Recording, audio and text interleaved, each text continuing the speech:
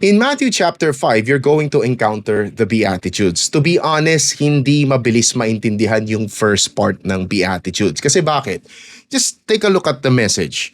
Blessed are the poor in spirit. Blessed are they that mourn. Blessed are the meek. Blessed are they which do hunger and thirst after righteousness. It's sort of like parang, teka lang, paano mo sasabihin blessed ang isang tao kapag pinagdadaanan niya itong mga to? Parang sinabi mong may namatayan sa inyo, matuwa ka. May cancer ka, matuwa ka. Wala kang hustisya, matuwa ka. No, I mean, it doesn't make sense. So, the thing is, para mas maintindihan mo, first of all, you need to understand sino ang kausap niya.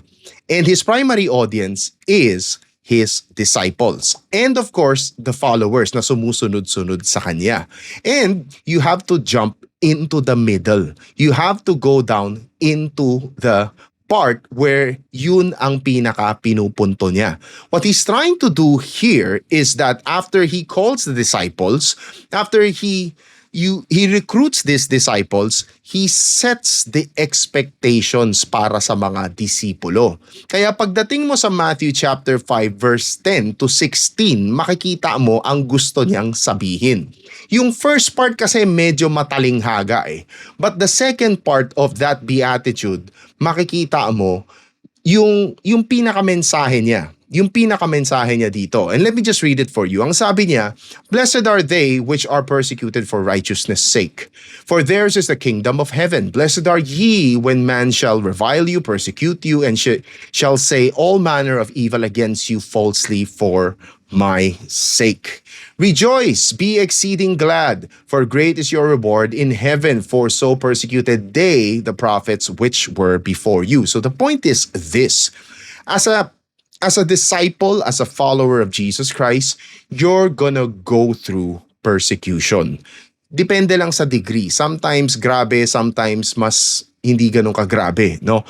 But you're gonna go through different forms of persecution, no? And be happy. And you know why you can be happy? Because you know that you are just like the prophets before. You know that you are serving God faithfully.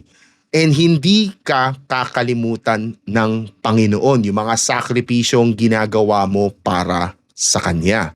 But He doesn't stop there. He gives an exhortation to continue doing what they are doing. He tells them, you are the salt of the earth. No, don't lose your savor. Don't lose your flavor, because if you lose it, if you lose yung pagiging maalat mo, hindi ka na asin. No? If you are the light of this world, and you shouldn't stop shining, because that is what light does. It illuminates. You have to continuously shine, no?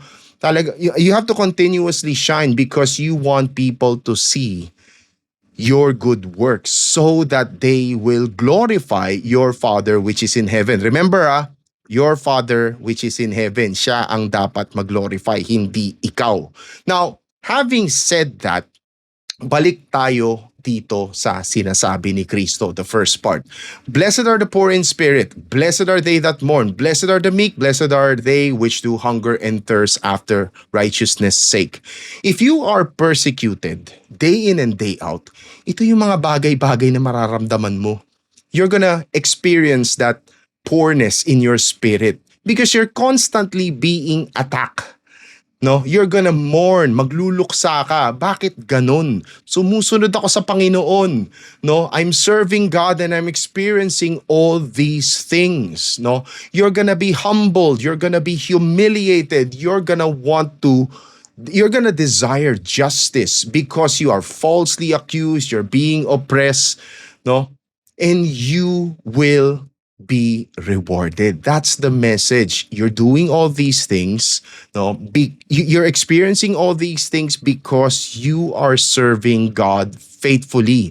And this is a reason for you to be happy. Yun ang ibig sabihin ng blessed, eh. Be happy because there is a commendation, no? And the commendation is because you are being a good and faithful servant, and you will be rewarded. So as early as now, pwede ka nang matuwa.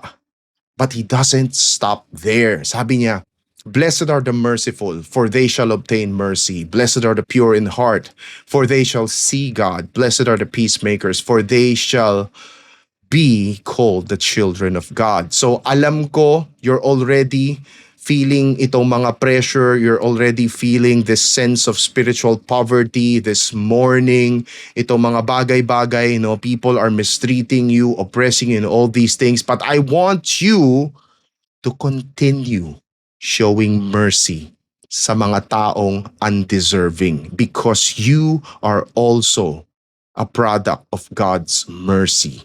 Even though you don't deserve it, God gave it to you. You are a product of His grace.